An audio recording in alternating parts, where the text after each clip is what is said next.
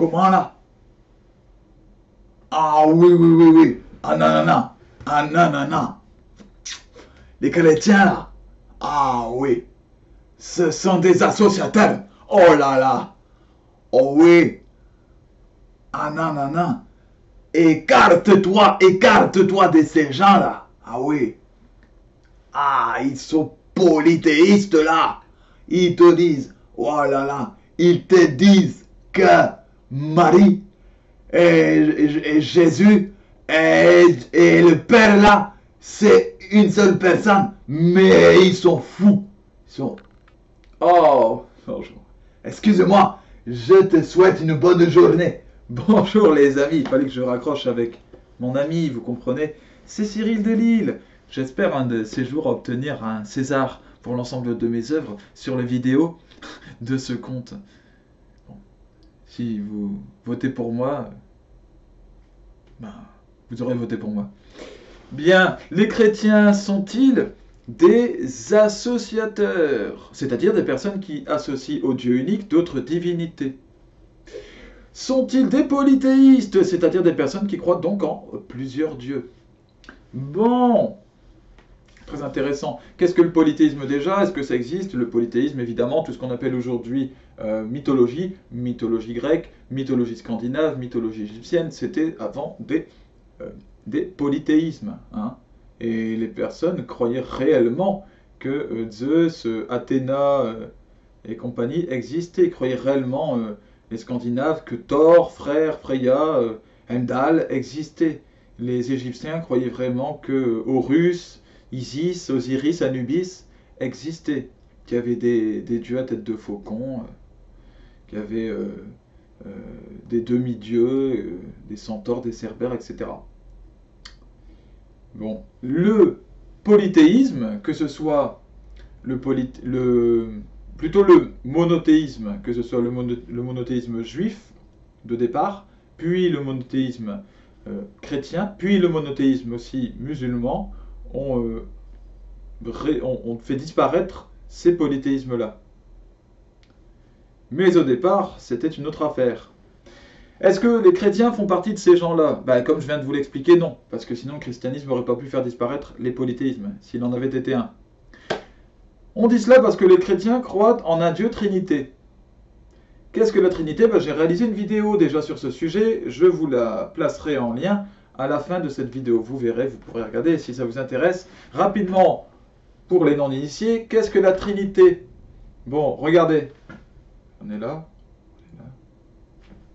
Voilà, vous avez vu la Trinité. On passe à autre chose? Voilà. Bon, je vous explique quand même. D'abord, j'ai eu une pensée, la pensée de lever mon bras.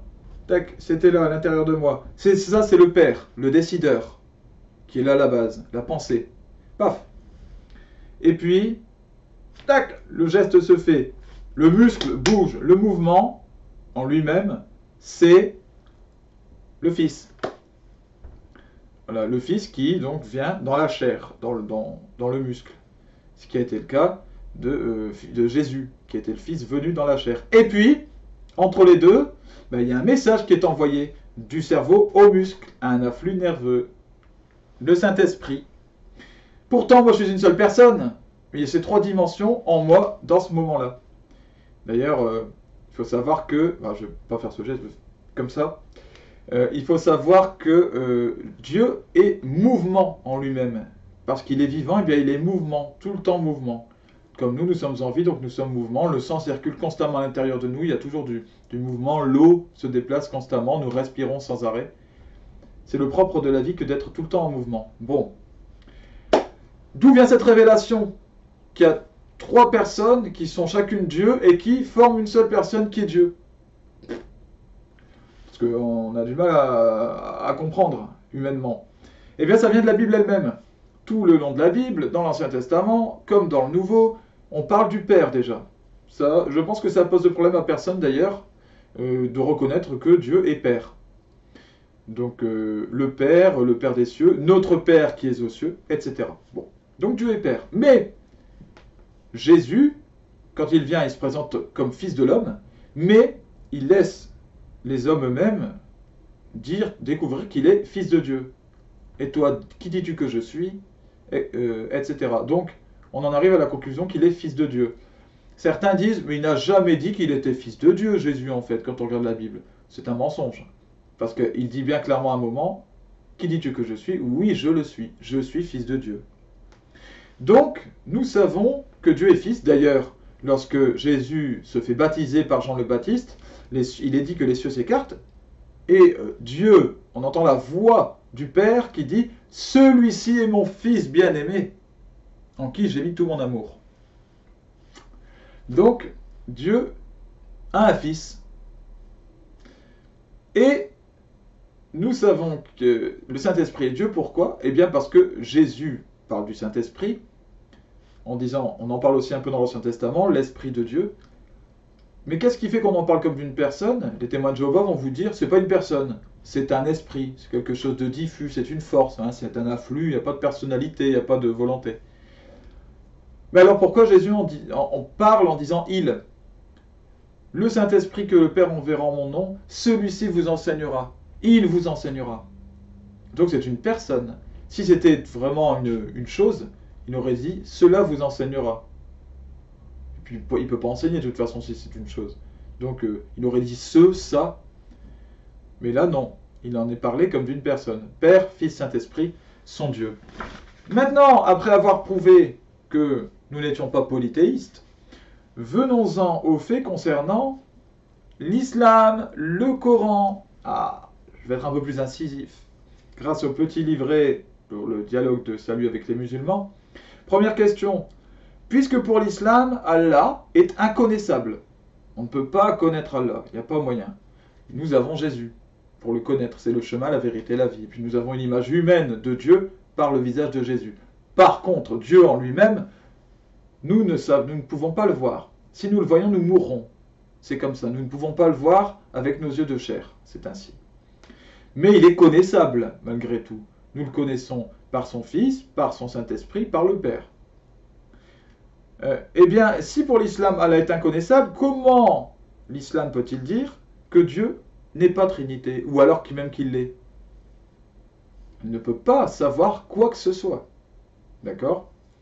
Les chrétiens sont accusés par le Coran d'associer au Dieu unique d'autres pseudo-divinités, donc, comme je le donnais dans mon exemple, que serait Jésus, donc Issa, pour ceux qui l'ignorent, dans le Coran c'est Issa, Jésus, et Marie.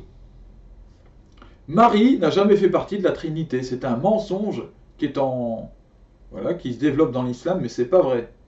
En aucun cas ça a été le cas. Marie est la première des saintes. Elle est la sainte mère de Dieu. Pourquoi? Est-ce que ça veut dire qu'elle a donné naissance à Dieu? Bah non. Évidemment, Dieu n'a pas besoin de naître. Il est de toute éternité. Il ne dépend de rien d'autre. Elle est mère de Dieu dans le sens où Dieu a choisi de passer par elle pour venir sur terre, dans son Fils Jésus. Donc il l'a choisie comme mère. Bon, et c'est la plus grande des saintes parce qu'elle n'a jamais péché, à l'instar de Jésus. Mais la Trinité chrétienne a toujours été constituée de Dieu le Père, Dieu le Fils, Dieu le Saint-Esprit. Comment est-ce que le Coran, s'il vient d'Allah, si c'est un livre saint, peut-il commettre une telle erreur que de considérer Marie comme faisant partie de la Trinité? L'islam aussi, qui se prétend religion du monothéisme pur,